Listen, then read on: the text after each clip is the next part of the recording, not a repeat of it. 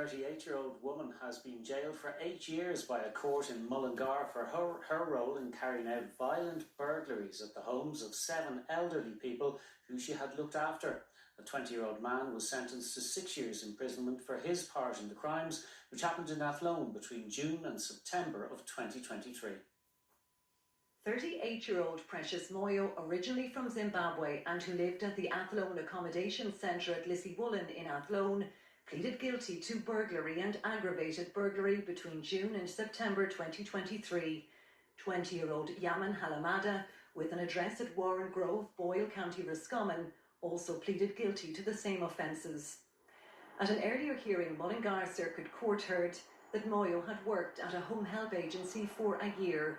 All the victims were clients of the same care agency, and she had used intimate knowledge to carry out the crimes.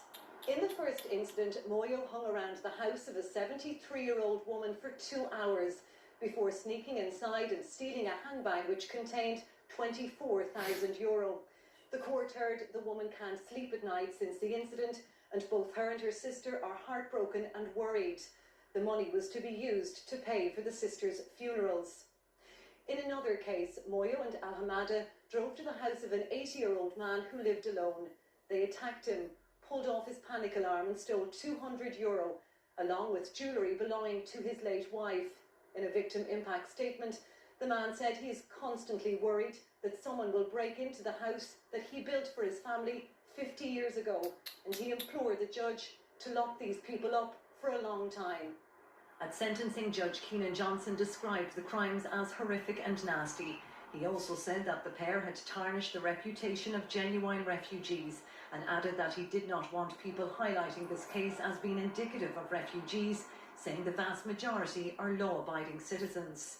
These crimes are even more reprehensible as they have taken place in the victims' homes, a space where everybody should be safe and feel safe, and have left a lasting detrimental impact on their victims.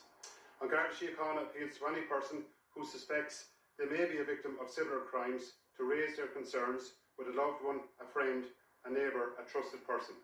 Judge Keenan Johnson told the victims' families today that €35,000, which the court had as a consequence of a recent health and safety sentencing in Mullingar, will be divided amongst the victims.